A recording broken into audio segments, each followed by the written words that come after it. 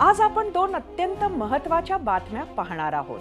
पहिली बातमी, आज दिवसभरात मराठा आरक्षणासंदर्भात घडलेल्या घडामोडी। तर आपली आजची दुसरी बातमी आहे, जमीर शेख झाला शिवराम आर्य। तर वळूया आरक्षणाकडे।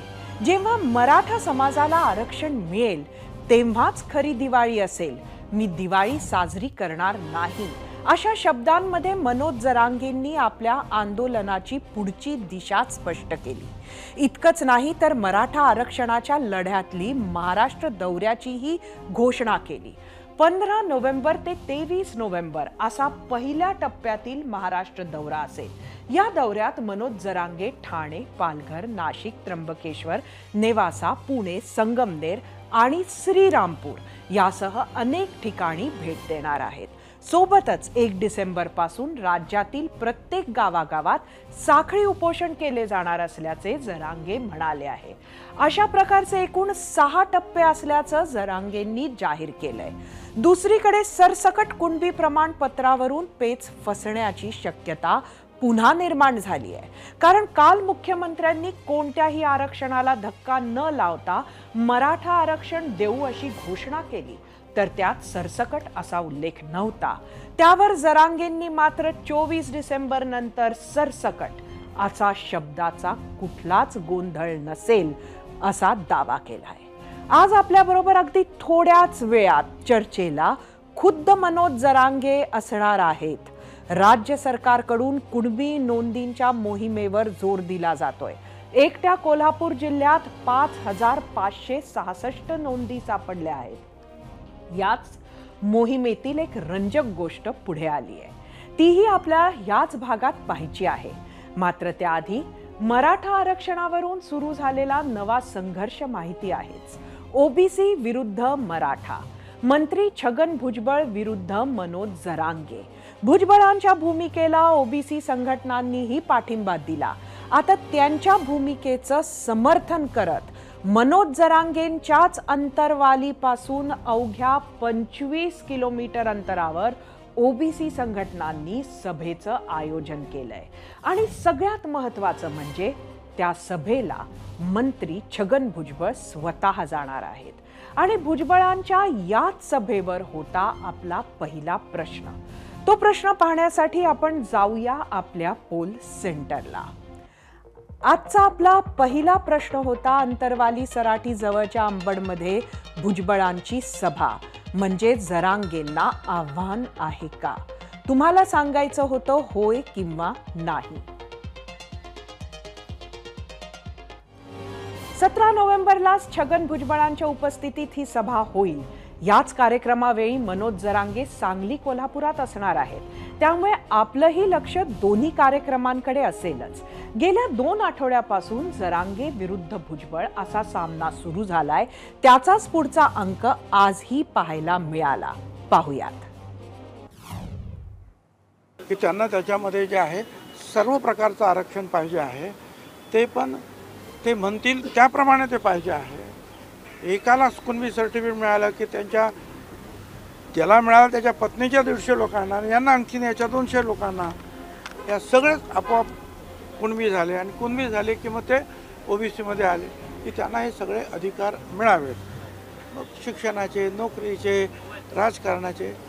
आता आमचं म्हणणं तेच आहे की एवढ्या 374-75 जाती आहे, याच्यामध्ये हे जर सगळी मंडळी आली तर कुणालाच काय भेटणार ना, म्हणजे ओबीसी तर संपलेच। असं होऊ शकत नाही। आता ते काहीतरी करणारच आहेत, त्यांना काही सहन व्हाय नाही सध्या भुजबळ साहेबाला। काय करावं आम्ही तरी त्यांना आता किती समजून सांगितलं तरी लक्षात येईना, पुरावे मिळाले तरी त्यांच्या लक्षात येईना, त्याला आम्ही तरी काय करावं? ते आणखीन त्यांच्या विचारात परिवर्तन करणार। 40-50 वर्ष तुम्ही आमचं आरक्षण खाल्लं, हे सिद्ध झालंय। आणि हे सामान्य ओबीसी बांधवांना पटलंय की नेत्यांमुळं मराठ्यांच्या पोरावर अन्याय झालाय। हे सामान्य ओबीसीला पटल्यामुळं त्यांनी यांचं ऐकायचं आता बंद केलंय आणि मराठ्यांना सपोर्ट देणं सुरू केलं। कालपर्यंत भुजबळांच्या भूमिकेमुळे वाद कॅबिनेटमध्ये पोहोचला होता आणि त्यालाच धरून विरोधकांनी टिंगलही सुरू केली आहे। यावरूनच शिवसेना उबाठा गटाचे खासदार संजय राऊतांनी कॅबिनेटमध्ये गँग वॉर सारखी परिस्थिती असल्याची खोचक टीका केली. तर राऊतांचा हा आरोप हास्यास्पद असल्याचं प्रत्युत्तर शंभूराज देसाईंनी दिलं. यावर राष्ट्रवादी अजित पवार गटाचे प्रदेशाध्यक्ष सुनील तटकरेंनी तत्कालीन महाविकास आघाडी सरकारच्या कार्यपद्धतीवर तोंडसूक घेतलं. कॅबिनेटमध्ये गँगवॉर सारखी परिस्थिती आहे, टोळी युद्ध आहे कॅबिनेटमध्ये. या विषयावर एखाद्या मंत्र्याच्या अंगावर दुसरा मंत्री धावून जाण्यापर्यंत परिस्थिती निर्माण झालेली आहे. या राज्यामध्ये असं चित्र कधीच नव्हतं.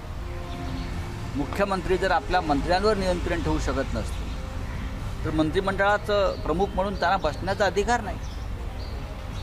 छगन भुजबळ एक बोलताय, शंभूराजे देसाई दुसऱ्या टोकाला बोलतायत, इतर मंत्री तिसरं टोक आहे आणि मुख्यमंत्री या विषयावरती मौन बाळगून. मंत्रिमंडळामध्ये हे गँगवॉर हा हास्यास्पद शब्द संजय राऊतांच्या सारखा 4 टर्म खासदार असणारा व्यक्ती बोलतो याचं आम्हाला आश्चर्य वाटतं.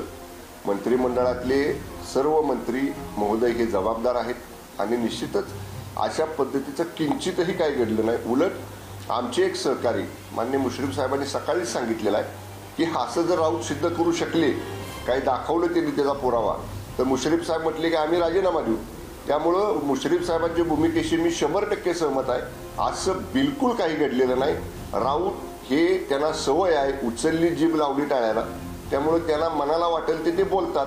आणि कॅबिनेटमध्ये काय चाललंय हे बघण्यासाठी तो काय चहा द्यायला तिकडे गेलेला काय बूट पुसण्यासाठी संजय राजाराम राऊत होता तिकडे? असं कुठल्याही पद्धतीचा गँगवॉर. मी हसन मुश्रीफजींचं पण स्टेटमेंट आता बघितलं, त्यांनी सांगितलं असं काय घडलं असेल कोणा तर त्यांनी ते राजीनामा द्यायला तयार आहेत. माझ्या माहितीनुसार सगळं काल आलबेल होतं. आदरणीय मुख्यमंत्री, आमचे देवेंद्रजी उपमुख्यमंत्री सगळ्या मंत्र्यांशी बोलले आणि तो विषय क्लिअर केला. म्हणून उगाच आग लावण्याचं काम करू नये. आज परत एकदा ओबीसी महासंघानं सुद्धा स्फोटक भूमिका घेतली. 2018 मध्ये मराठा आरक्षणासाठी स्थापन करण्यात आलेल्या माजी न्यायमूर्ती गायकवाड समितीनं मराठा जातीचा अभ्यास न करता मराठा समूहाचा अभ्यास केला. मराठा समूहातील मराठा कुणबी, मराठा कुणबी, कुणबी मराठा, लेवा कुणबी, लेवा पाटीदार, लेवा पाटील या जातीचा समावेश होतो. त्या आधारावर राज्य सरकारनं मराठ्यांना आरक्षण दिले होते. मात्र यापैकी मराठा सोडले तर इतर सर्व जाती आधीच ओबीसी मध्ये येतात. त्यामुळे गायकवाड समितीचा अहवालच चुकीच्या आधारावर तयार करण्यात आला असं ओबीसी महासंघाचं म्हणणं आहे. राज्य सरकारकडून त्याचा चुकीचा अर्थ काढला गेल्याचं बबनराव तायवाडे म्हणालेत. महत्त्वाचा प्रश्न आज सर्व अभ्यासकाच्या पुढे हा आहे की हा आयोगाचा अहवाल तयार करताना ज्या जातींचा समावेश ऑलरेडी ओबीसीमध्ये आहे त्या जातींचा समावेश तुम्ही मराठा कम्युनिटीमध्ये कसं करू शकता? कारण इथे रिझर्वेशन मराठा जातीला द्यायचं आहे, समूहाला नाही. ज्यांना ऑलरेडी रिझर्वेशन मिळतं आहे त्यांची पुन्हा तुम्ही कशी काय शिफारस करू शकता? आणि म्हणून इथे हा म्हणजे अभ्यास करताना मराठा जातीचा अभ्यास व्हायला पाहिजे होता, मराठा समूहाचा नाही. आणि म्हणून आता नव्याने राज्य सरकार नवीन मागासवर्गीय आयोगाकडे अशा प्रकारचं हे प्रकरण वळतं करून नव्याने मराठा जात ही मागास आहे की नाही याचा अभ्यास करणार आहे. तेव्हा आम्ही सरकारला विनंती करणार आहोत, निवेदन देणार आहोत, राज्य मागासवर्गीय आयोगाला सुद्धा निवेदन देणार आहोत की गायकवाड समितीने ज्याप्रमाणे अभ्यास केला होता त्याचप्रमाणे तुम्ही मराठा समूहाचा अभ्यास करणार आहात की मराठा जातीचा अभ्यास करणार? ज्या जातींना ऑलरेडी ओबीसीमध्ये आरक्षण आहे त्या जातींचं इन्क्लुजन तुम्ही या नवीन रिझर्वेशन कोणत्या जातीला द्यायचं की नाही ठरवताना कसे काय देऊ शकता? हा महत्त्वाचा प्रश्न इथे निर्माण होणार आहे. आणि म्हणून आता यापुढे जर मागासवर्गीय आयोगाकडे हे काम पुन्हा सरकार देत असेल तर त्या आयोगाने फक्त मराठा जातीचा अभ्यास करावा.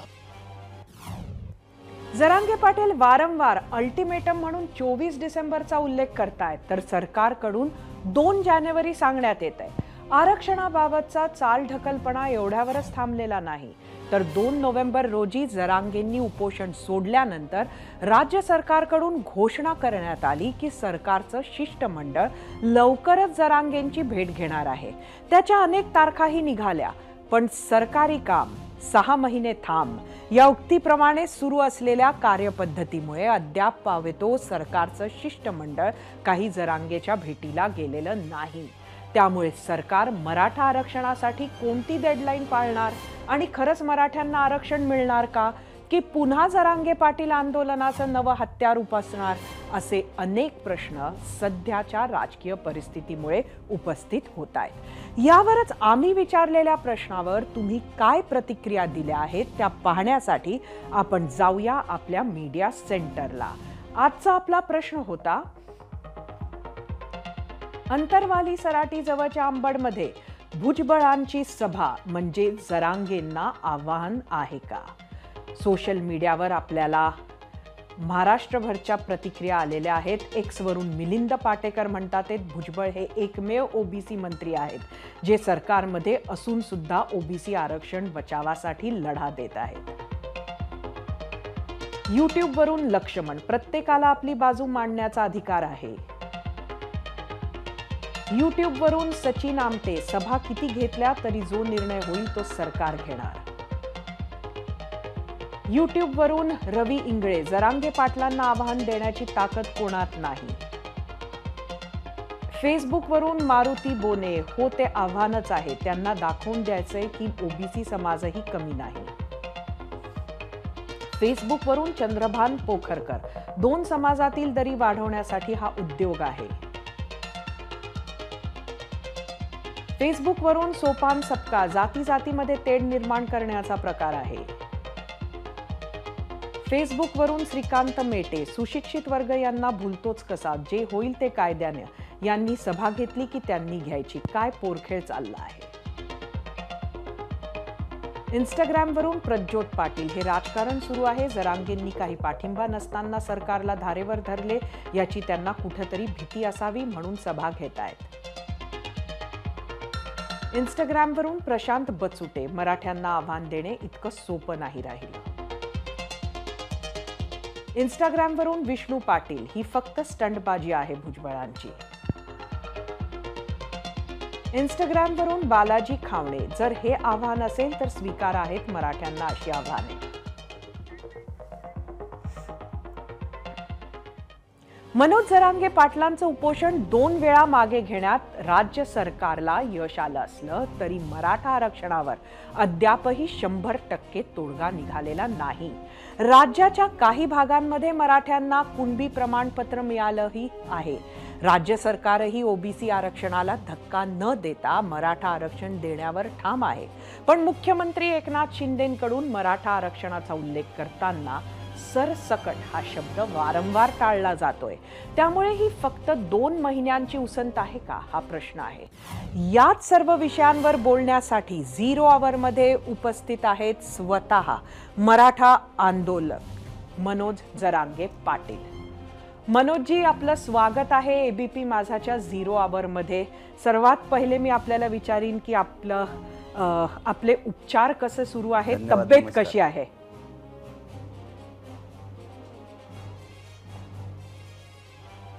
उपचार सुरू आहेत. आता काल परवापासून उपचार संपलेत, पण आता एकदम ठणठणीत झालोय मी, एकदम लढायला सज्ज आहे. नक्कीच, आणि म्हणूनच आज तुम्ही दौरा घोषित केलाय. पण खरं तर अगदी तुमच्या अंतरवाली सराटी गावाच्या जवळ काही दिवसांमध्ये खुद्द भुजबळ साहेब सुद्धा ओबीसींची सभा घेणार आहे, काय म्हणाल?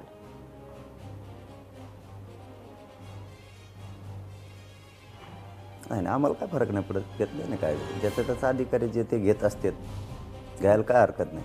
त्याच्यात काय आम्हाला वावगा नाही. महाराष्ट्रात हमेशा सभा झालेल्या आहेत प्रत्येकाच्या. अंतरवाली सराटी जवळ कसलं आहे, ते 30-35 किलोमीटरवर आहे, काही अडचण नाही. महाराष्ट्रात कुणी कुठेही येऊ शकतो. तुम्ही सभा सुरू करणार आहे, मात्र त्याच्या आधी आम्हाला तरी अशी अपेक्षा होती, सातत्यानं सांगितलं जात होतं की सरकारचं शिष्टमंडळ तुम्हाला भेटायला येणार आहे, काही छोट्या मोठ्या ज्या गोष्टी आहेत त्यासुद्धा स्पष्ट व्हायच्या आहेत अजून जनतेला, मात्र ते शिष्टमंडळ तुमच्यापर्यंत पोचत नाहीये. नक्की काय अडचण आहे?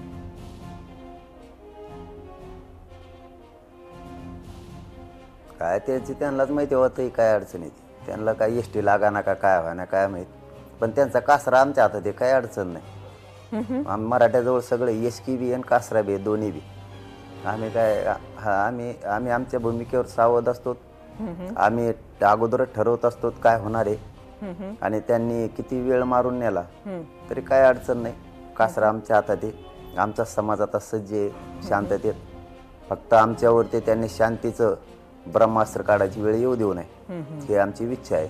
आता ते काय येत नाहीत तर त्यांचा प्रॉब्लेम आहे, परंतु ते परवा म्हणले होते उद्या येऊ, नाही आले येतील. आम्ही काय नाराज नाहीत, पण येतील. एस टी लागली नसेल त्यांना, एसट्या बंद आहेत सध्या. निदान एस टी पण सुरू झाली आहे, विमानं पण सुरू झाली आहे, चार्टर पण सुरू झाले, सगळं सुरू आहे. असं असताना नक्की किती वेळेला ही चाल ढकल झाली तुमच्या बरोबर?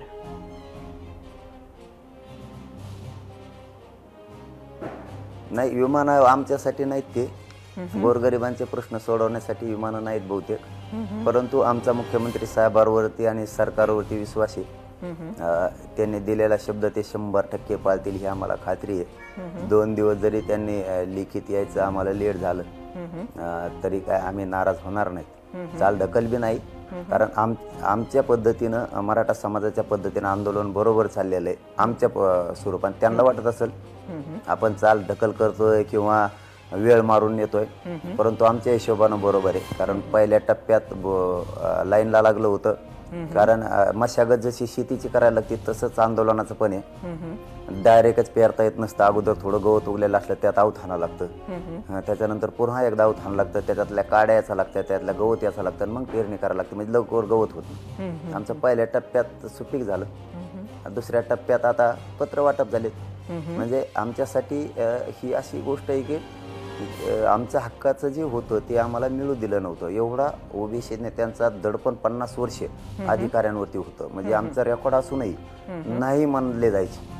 आता कसं काय मिळायला लागला, म्हणजे आता सामान्याने हातात घेतलंय. सामान्याला काहीच नको आहे, म्हणजे आरक्षणाच्या व्यतिरिक्त आणि स्वतःच्या लेकरांचं आयुष्य उद्ध्वस्त झालं, वाटोळं झालं, फार उद्ध्वस्त जीवन झालं. ते उद्ध्वस्त होऊ नये म्हणून आम्हाला आरक्षण पाहिजे, याच्यावर आमचा सामान्य मराठा आता सध्या ठाम आहे. आणि जे जे वयस्कर आहेत त्यांनाही वाटतं आता नातवासाठी मी पण थांबे. आमचा आजोबा सुद्धा आता मांडी थोपटूनच आहे सध्या.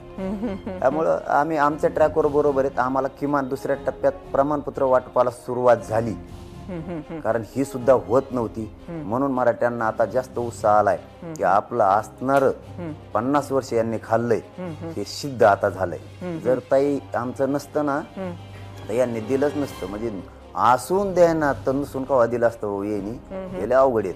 परंतु ते मराठ्यांनी सगळं ठेप्याला गाडा आणलाय.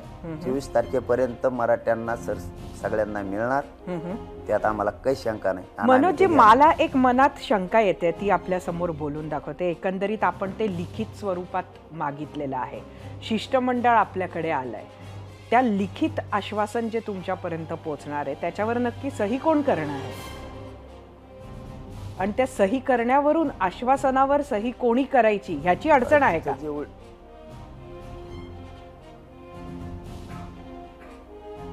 तसं दिसतं हो काहीतरी कुठाना आम्हाला, तर ते कोणी सही करीना काय, पण पेनातल्या सह्या संपल्या कागद त्यांची, पण तसा अंदाज दिसतोय. पण येणाऱ्या सगळ्यांच्या सह्या त्याच्यावर असणार आहे. अच्छा, पूर्ण शिष्टमंडळ सोडायला जेवढे आले होते तेवढ्यांच्या सह्या तसं कबूल करून घेतलेले.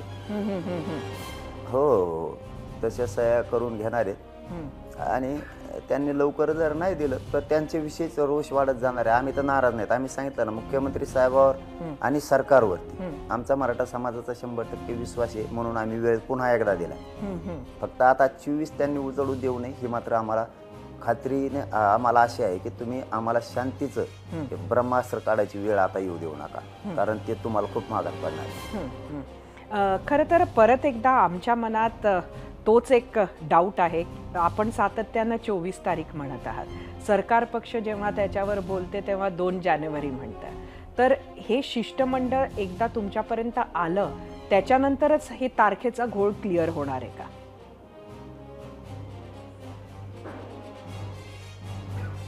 नाही नाही नाही, यांनी काय केलं, आमचं अगोदर पक्क ठरलं, आम्हाला माहितच नाही यांच्या 2 टीम आहेत म्हणून. हे कवा बॅम सगळं का गेमच करतात. आम्हाला माहीतच नाही 2 टीम आहेत म्हणून. एक पुढं आली आणि मग मागून गेली. म्हणजे ते पहिलं युद्ध खेळल्यासारखंच केलं हिने आमसंग. आणि पहिल्या टीम संघ आमचं बरोबर ठरलं सगळं लिखित. नंतर मंत्री टीम आली, पांगला खेळ सगळा.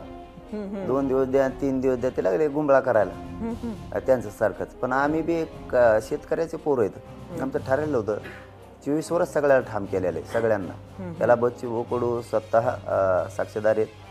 मुख्यमंत्री साहेबांचे OED सुद्धा आहेत आणि सगळे मंत्री महोदय सुद्धा आहेत. आणि समाज आहे विशेष म्हणजे मी ते लाईव्ह घेतलं होतं त्यामुळं मला त्याचा एक टेन्शन येत नाही. समाजाने ऐकलेलं आहे. जागा फाटका केला तरी मी सांगितलंच ना, कासरा समाजाच्या हातात आहे. कागद जरी उशिरा दिला तुम्ही नाही बी दिला तरी कासरा मात्र आमच्याच हातात आहे.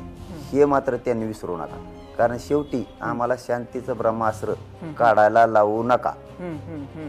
परत एकदा तुम्हाला विचारते, अगदी शेवटचा छोटासा प्रश्न. दिवाळी अगदी उद्यावर आलेली आहे. तुम्ही आता दवाखान्यात आहात. तुम्ही घरी वापस जाणार का? दिवाळी कशी साजरी करणार?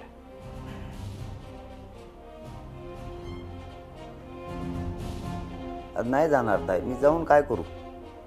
आमचे लेकरं न्यायासाठी आत्महत्या झाल्यात, त्यांच्या घरात अंधार पडलाय. आणि मी फटाके वाजवून आनंद व्यक्त करून मी काय करू? ज्या समाजावरती या 70 वर्षापासून या राज्यकर्त्यांनी जुलमी पद्धतीने आमच्यावरती हक्काचं असणारं आरक्षण असूनही आमच्यावर अन्याय केला. आजही आमच्या लेकरांचे मुडदे पडत आहेत ज्या न्यायासाठी. त्या लेकरांच्या घरात अंधार पडलाय. त्या घराचा उंबरा सुद्धा ओलांडू वाटत नाही. ज्यावेळेस ओलांडतो ना असं ओस पडल्यासारखं त्या घरात असं वाटतं अंगाला काटे येते आणि डोळ्यातून पाणी निघतं की ही अशी वेळ दुश्मनावर आणि वैऱ्यावर सुद्धा येऊ नये. अशी परिस्थिती त्या कुटुंबाची झाली. दिवाळी साजरं करून काय करणार? मी माझ्या तर घरी आंदोलन जोपर्यंत सुरू आहे तोपर्यंत मी तर जाणारच नाही. मी स्वतः दिवाळी सुद्धा नाही साजरी करणार मी स्वतः. कारण त्या समाजाच्याकडून मी आनंदात काय खाऊ नेमकं? त्या बलिदान गेलेल्या कुटुंबाचं स्वप्न आहे, त्या बलिदान दिलेल्या तरुणाचं स्वप्न आहे मराठा समाजाला आरक्षण मिळालं पाहिजे. आणि त्यांचं स्वप्न पूर्ण करण्यासाठीच मी 15 तारखेपासून दौरा टाकलाय. मी फिरतोय म्हणजे काय भाषणं करायला नाही हिंडत. त्यांचं स्वप्न साकार करायचंय. गोरगरीब मराठ्यांच्या लेकरांच्या आईबापांनी केलेल्या कष्टाचं चीज करायचंय आणि ते आरक्षण मराठ्यांना त्यांच्या हक्काचं महाराष्ट्रातल्या सगळ्या मराठ्यांना मिळून द्यायचं. आणि मराठ्यांना ताई आता विश्वास बसलाय. एक पत्र वाटायला सुरू झालंय. याचा अर्थ मी मागं बोललो होतो पत्र आणि मराठा समाजाला आरक्षण मिळून दिल्याशिवाय इंचभर बी हटणार नाही किंवा मराठ्यांच्या अवलाद सांगणार नाही. हे मी सिद्ध करून दाखवलेलं माझ्या समाजाला. आणि त्यामुळं महाराष्ट्र पुरा एक झालाय ताई. आता होता नव्हता तो पण एक झालाय. नक्कीच. हो हो.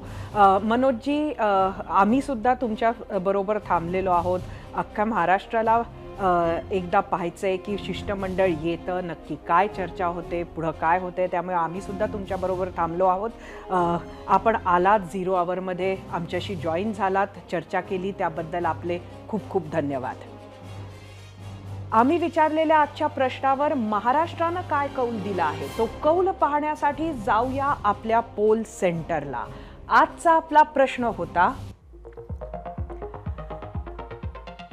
अंतरवाली सराटी जवळच्या अंबडमध्ये भुजबळांची सभा म्हणजे मनोज जरांगेंना आव्हान आहे का? यूट्यूबवर एकूण 20,000 मतं. 80% लोकांनी होय म्हटलंय, 20% लोकांनी नाही. इंस्टाग्रामवर एकूण 9,000 मतं. 70% लोकांनी होय म्हटलंय, 30% लोकांनी नाही. फेसबुकवर एकूण 2,000 मतं.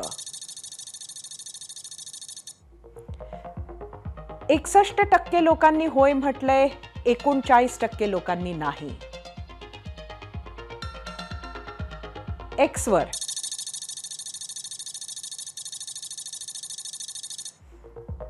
72% लोकांनी होय म्हटलंय, 28% नाही. आरक्षण प्रश्नावर तुर्तास तरी सरकारकडे 2 महिन्यांची मुदत आहे. त्याच मुदतीत आरक्षण मिळणार का, की सरकार आणखी काही पावलं उचलणार, हे पाहावं लागेल. धर्म म्हणजे आचरण आणि आचरणाचा उगम होतो अंतःकरणातून. मंदिर, मशीद, पूजा, नमाज वगैरे ही धर्मांची असंख्य बाह्यांग. पण कालांतरानं ही बाह्यांगच न राहता काटेरी कुंपणे झाली. श्रेष्ठ कोण यावरून धर्माधर्मात भांडणं सुरू झाली. काहींनी तर जो आमचा तोच जगातील सर्वात श्रेष्ठच नव्हे तर एकमेव धर्म म्हणायची सुरुवातही केली. पण भारत मात्र याला पुराणोक्त काळापासून अपवाद राहिला. याच भारतात संविधानानं प्रत्येकाला आपला धर्म ठरवण्याचाही अधिकार दिलाय. वेगवेगळ्या वेळी धर्मांतरणाची परिस्थिती बघता कायदा आणण्याचा प्रयत्न झाला. मात्र गेल्या काही वर्षात अनेक राज्य सरकारांनी आपापल्या स्तरावर जबरदस्तीचे प्रलोभने देऊन आणि गैरसमज पसरवून धर्मांतरावर बंदी आणली. या सगळ्याला उजाळा देण्याचं कारण म्हणजे नुकतंच छत्रपती संभाजीनगरमध्ये एका मुस्लिम कुटुंबानं बागेश्वर महाराजांच्या कार्यक्रमात हजारोंच्या साक्षीनं हिंदू धर्मात प्रवेश केला. जमीर शेख यांनी हिंदू धर्म स्वीकारताना स्वतःसाठी शिवराम आर्य हे नाव निवडलं, तर पत्नीचं नाव सीता ठेवलं. आधीपासूनच सनातनी धर्माची आवड असलेल्या शिवराम आर्य यांनी 2 मुलींची पूर्वीच हिंदू समाजातील मुलांसोबत लग्न लावून दिले. पूर्वजापासून हिंदू धर्माला मानत असून आपला सनातन धर्म आहे हे आधीपासून आम्हाला सांगितलं गेल्याचं सांगताना घर वापसी केल्याचा मला अभिमान वाटत असल्याची प्रतिक्रिया शिवराम आर्यांनी दिली आहे. जे मनापासून वाटले ते केल्यामुळे शिवराम यांच्या या साहसी भूमिकेचं सर्वच स्तरावरून उत्स्फूर्तपणे कौतुक करण्यात येत आहे. यावरच आम्ही आज एक महत्त्वाचा प्रश्न विचारला होता. तो प्रश्न पाहूया आपल्या पोल सेंटरला. आजचा आपला हा दुसरा प्रश्न आणि तो होता, कधी काळी जबरदस्तीनं झालेल्या धर्मांतराला घर वापसी हा पर्याय योग्य वाटतो का? तुम्हाला सांगायचं होतं होय किंवा नाही. केंद्रीय मंत्री भागवत कराड यांच्या पुढाकारानं छत्रपती संभाजीनगरच्या अयोध्या मैदानात मध्य प्रदेशातील बागेश्वर धामच्या धीरेंद्र शास्त्री यांचा कार्यक्रम भरवला होता. गेल्या काही वर्षात बागेश्वर बाबांची रामकथा आणि दिव्य दरबार देशभरात चर्चेत आले. हिंदू धर्म सनातन धर्मासाठी ते कार्य करतात. युवा संत म्हणून त्यांनी लाखो अनुयायी कमावले आहेत. अलीकडेच साईबाबांच्या बद्दलच्या त्यांच्या वक्तव्यावरून मोठा वादही झाला होता. अशा बागेश्वर बाबांच्या कार्यक्रमाची बुधवारी सांगता झाली. त्यावेळी निरोप घेताना बागेश्वर बाबा यांनी काही मुस्लिम कुटुंब हिंदू धर्मात घर वापसी करत असल्याचे सांगितले आणि अनेकांना धक्का बसला. धर्मांतर आणि घर वापसी प्रकाराबद्दल जाणून घेऊयात 0 आवरच्या या स्पेशल रिपोर्टमध्ये.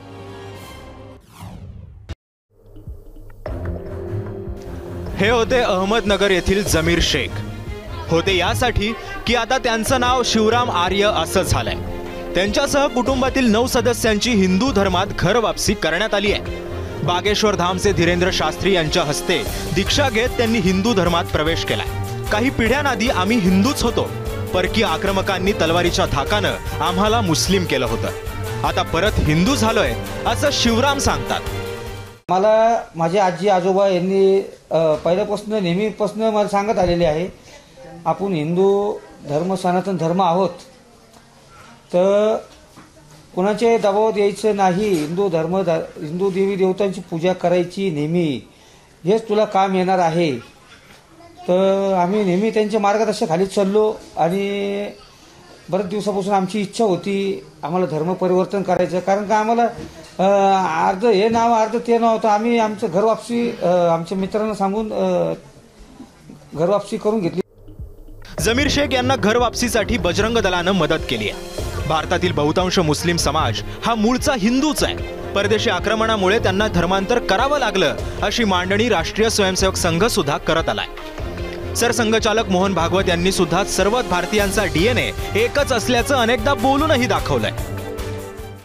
आज हमको कुछ भी लगे हम एक है कि नहीं, हम अलग अलग है, हम ऐसा है वैसा, हम कुछ भी कहे, विज्ञान कहता है 40,000 वर्ष पहले से जो अखंड भारत था, काबुल के पश्चिम से चिंदविन नदी की पूरब तक और तिब्बत के उत्तर की ढलान से यानी चीन की तरफ की ढलान से श्रीलंका के दक्षिण तक जो मानव समूह आज है उन सबका डीएनए 40,000 वर्षों से समान डीएनए है। आणि या देशामध्ये जितकेही ख्रिश्चन किंवा मुस्लिम परिवार आहेत यांचे सगळ्यांचे पूर्वज कोणी 4 पिढी, कोणी 5 पिढी, कोणी 10 पिढी आधी हिंदू होते. आणि म्हणून आजच्या पिढीला जर असं वाटत असेल की बा आम्ही आमच्या मूळ धर्मामध्ये वापस गेलो पाहिजे, हे तर आमच्या त्यावेळेला काय परिस्थिती राहिली असेल, काय झालं असेल, काही प्रलोभनामध्ये, काही दबावामध्ये जे काही झालं असेल त्यावेळी आम्ही जर आमच्या पूर्वजांनी जर धर्म परिवर्तन केलं आहे तर त्या चुकीला दुरुस्त करून आपण पुन्हा आपल्या मूळ धर्मामध्ये वापस जावं. तर याला धर्मांतरण नाही म्हणत, याला आपण म्हणतो घर वापसी. एक काळ असा होता की आमिष दाखवून किंवा तलवारीच्या धाकानं सर्रासपणे हिंदूंची धर्मांतरं केली जायची. अगदी छत्रपती शिवाजी महाराजांच्या काळातही हे घडायचंच. काही जण बजाजीराव निंबाळकरांचंही उदाहरण देतात. स्वराज्याचे सरनोबत नेतोजी पालकर यांचंही नाव समोर येतं. काही गैरसमजांमुळे नेतोजी पालकर यांना मुस्लिम धर्म स्वीकारावा लागला होता. मात्र त्यांना उपरती झाल्यानंतर पुन्हा हिंदू धर्मात घेण्यासाठी शिवाजी महाराजांनी घेतलेले प्रयत्न आजही आदर्श मानले जातात. खरं म्हणजे हिंदू धर्माची चौकट सनातनी कर्मठ चौकट होती. धर्मांतरिताला पुन्हा हिंदू धर्म प्रवेश नव्हता. परंतु महाराजांनी हे धारिष्ट केलं आणि दिनांक 19 जून 1676ला या नेतोजी पालकर त्याचा मुलगा जानोजी दोघेही मुसलमान झाले होते. त्या दोघांनाही शुद्धीकरण करून हिंदू धर्मात घेतलं. आणि केवळ धर्मात घेतलं नाही तर या मुलांना कोणी मुली देणार नाहीत आणि म्हणून महाराजांनी स्वतःची मुलगी, नाव होतं कमलजाबाई साहेब, या कमलजाबाई साहेबाचा विवाह नेतोजी पालकराचा मुलगा जो मुसलमान झाला होता त्याला हिंदूत घेतलं. त्या जानोजी पालकरांना स्वतःची मुलगी विवाह लावून दिला आणि म्हणून शिवछत्रपती हे धर्मसुधारक होते, समाज क्रांतिकारक होते. त्यामुळे धर्मपरिवर्तन आणि घर वापसी हे आपण समजतो तेवढा नवा मुद्दा नाहीये.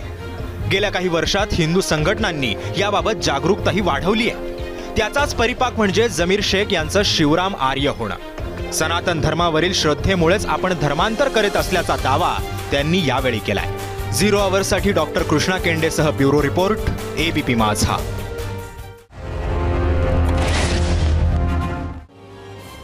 कोणी हिंदू धर्मात आलं किंवा दुसऱ्या कुठल्या धर्माचा स्वीकार केला की बिनदिक्कतपणे घर वापसी हा शब्द उच्चारला जातो.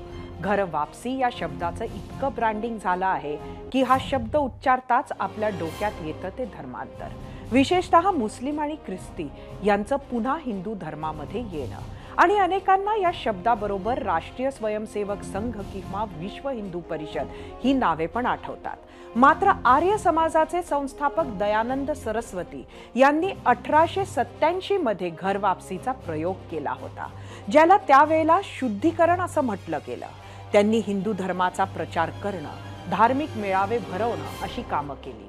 खूप जुना इतिहास नाही, मात्र गेली काही दशकं ईशान्य भारतात तसंच आदिवासी बहुल भागात जिथं ख्रिस्ती मिशनऱ्यांचं मोठं काम आहे अशा भागात संघानं फोकस केला आणि धर्मांतर रोखण्यासाठी तसंच घर वापसीसाठी प्रयत्न केले. 2021 मध्ये प्यू रिसर्च सेंटरचा एक अहवाल आला. भारतात सर्वात जास्त धर्मांतर कुठल्या धर्मातील लोकांचे झाले तर उत्तर होते हिंदू. त्यातही हिंदूंनी ख्रिस्ती धर्म स्वीकारल्याची टक्केवारी सर्वाधिक आहे. यातील 74% धर्मांतरित हिंदू एकट्या दक्षिण भारतातील राज्यांमधील आहेत. धर्मांतर करणाऱ्यांपैकी 45% लोकांनी विशेषतः अनुसूचित जातींसमवेत केला जाणारा भेदभाव हे कारण दिलं असं या अहवालात म्हटलेलं आहे. आजच्या आपल्या प्रश्नावर लोकांनी काय प्रतिक्रिया दिल्यात त्या बघण्यासाठी आपण जाऊया आपल्या मीडिया सेंटरला. आजचा आपला दुसरा प्रश्न होता, कधी काळी जबरदस्तीनं झालेल्या धर्मांतराला घर वापसी हा पर्याय योग्य वाटतो का? सोशल मीडियावर आपल्याला आलेल्या प्रतिक्रिया आपण बघूया. एक्सवरून तुषार आहेर, कुठल्याही व्यक्तीला त्याला पटेल त्या धर्माचा स्वीकार करण्याचा अधिकार आहे, तसेच त्याचा प्रचार करण्याचाही स्वातंत्र्य आहे. यूट्यूबवरून विद्याधर काकटकर, सलोखा राखून होत असेल तर उत्तमच. यूट्यूबवरून बजाजी निंबाळकर, धर्म बदला नाहीतरी हिंदू धर्माच्या चालीरीती परंपरांचा आदर करा, देशाचा विचार करा, नियम पाळा. यूट्यूबवरून छाया वजे, मनापासून झाले पाहिजे, त्यात फसवणूक नको. यूट्यूबवरून कस्तुरी शास्त्री, सण समारंभ एकत्रच साजरे करतात, हिंदूंना प्रार्थनास्थळ मुक्त करावे आणि इतर धर्मियांना देवळात प्रवेश द्यावा, धर्मांतराची गरजच उरणार नाही. फेसबुकवरून प्रथमेश गडकरी, लोकांना जो धर्म योग्य वाटेल तो त्यांनी निवडावा. फेसबुकवरून बापू दंडवते, योग्य संधी आहे चूक दुरुस्त करण्याची. इंस्टाग्रामवरून शांताराम घाटकर, 100% योग्य पर्याय आहे. इंस्टाग्रामवरून सूरज धमाले, घर वापसी जर मान्य नसेल तर हिंदू धर्म नावाला तरी उरेल का. इंस्टाग्रामवरून अक्षय सावंत, नाशिकच्या पेठ, हसूल, जव्हार, सुरगाणा येथे घरवापसी करावी, इथे खूप मोठ्या प्रमाणात धर्मांतरण चालू आहे. आजचा आपला हा जो दुसरा प्रश्न होता तो होता, कधी काळी जबरदस्तीनं झालेल्या धर्मांतराला घरवापसी हा पर्याय योग्य वाटतो का. एकूण 15,000 मतं यूट्यूबवर, 82% लोकांनी होय म्हटलंय, 18% लोकांनी नाही. इंस्टाग्रामवर एकूण 2,500 मतं, 75% लोकांनी होय म्हटलंय, 25% नाही. फेसबुकवर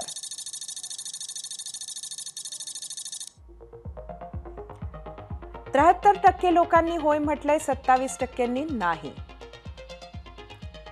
एक्सवर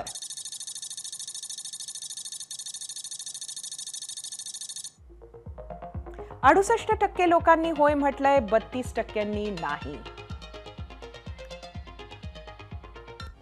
आताच्या प्रगत आधुनिक युगातही धर्म हा मानवी जीवनाचा अतिमहत्वाचा भाग बनला आहे आणि हे नाकारण्यात फार अर्थ सुद्धा नाही.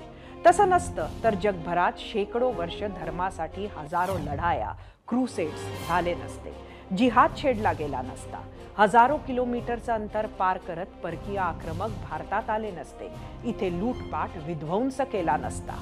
कधी विहिरीत पाव टाकून, कधी तांदळाचं पोतं देऊन, कधी वेगवेगळी आमिष प्रलोभनं दाखवून, तर कधी मानेवर तलवार ठेवून धर्मांतरच झाली नसती. भारताची फाळणी सुद्धा झाली नसती. इतकंच नाही तर स्वराज्याचे दुसरे छत्रपती संभाजी महाराज यांनी धर्मासाठी वीरमरण पत्करलं. क्रूरकर्मा औरंगजेबानं त्यांचे हाल केले, पण त्यांनी इस्लाम स्वीकारण्याऐवजी यातनांनी भरलेलं मरण स्वीकारलं.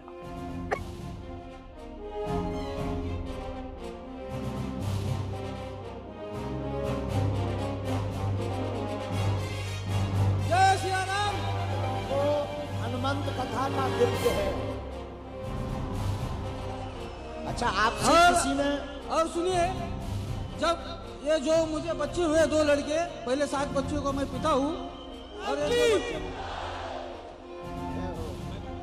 छत्रपति संभाजी नगर के पागलों को हनुमंत कथा का गिफ्ट. इनका एक बार जोरदार ताली बजा करके इनका स्वागत करो. बोलो जय. संभाजी महाराज यांनी धर्मासाठी वीरमरण पत्करलं. क्रूरकर्मा औरंगजेबानं त्यांचे हाल केले, पण त्यांनी इस्लाम स्वीकारण्याऐवजी यातनांनी भरलेलं मरण स्वीकारलं, हे आपण विसरायला नको. जात धर्मासारख्या गोष्टी एकट्या दुकट्यानं नाकारण्यातही अर्थ नसतो, हे सुद्धा आपण लक्षात घ्यायला हवं. जबरदस्तीनं धर्मांतर करावं लागणाऱ्यांना परत आपल्या मूळ धर्मात यावं वाटणं साहजिक आहे, पण त्यांची घरवापसी झाली, फोटो ऑफ, बातम्या झाल्या म्हणजे काम झालं असं व्हायला नको. काहींच्या पूर्वजांचे शेकडो वर्ष आधी धर्मांतरच झाले होते. अशा व्यक्तींची जात कुठली असणार, त्यांना समाज स्वीकारेल त्यानंतर एकटं पाडणार नाही ह्याची काळजी घेतली तरच अशा घरवापसीबद्दल समाजातील विश्वास वाढेल. धर्म ही खरं तर खाजगी बाब. घराच्या आत उंबऱ्याच्या आत धर्म पाळा असं अनेक सुजाण पालक नागरिक सांगत आले आहेत. तसं पाळणारे बहुसंख्येनं आहेत तोवर भारताच्या सोशल फॅब्रिकला धोका नाही. आपल्या धर्माचा अभिमान बाळगण्यात गैर नाही, पण दुसऱ्याच्या धर्माला कमी लेखू नका एवढं तत्व पाळलं तरी देश सुखी होईल, जगणं सुखी होईल. 0 आवरमध्ये आता इथेच थांबूयात. उद्या संध्याकाळी पुन्हा भेटू. पाहत रहा ABP माझा.